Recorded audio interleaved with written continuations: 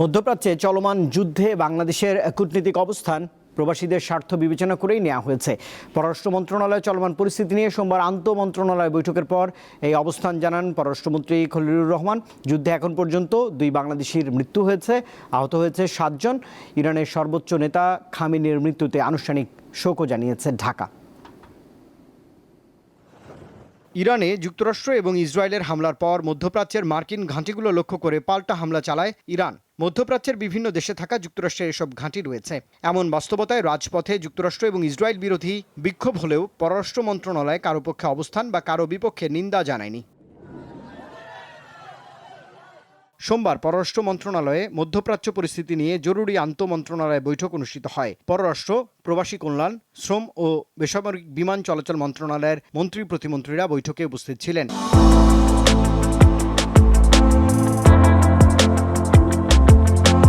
পরে এক বিবৃতিতে ইরানের সর্বোচ্চ নেতা আয়াতুল্লাহ আলী খামেনির মৃত্যুতে শোক জানায় বাংলাদেশ।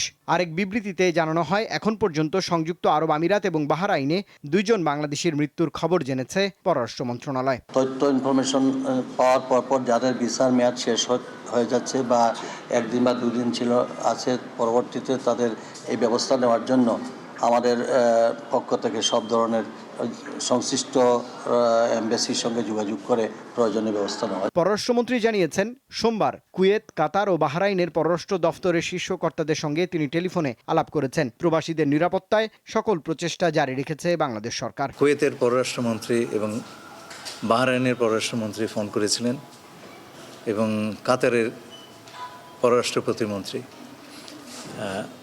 তারা সকলে আমাদের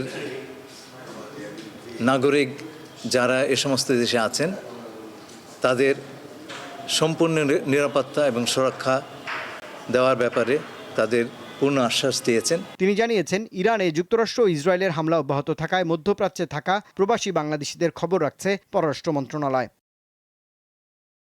রুবায়েত হাসান, দীপ্ত সংবাদ, ঢাকা।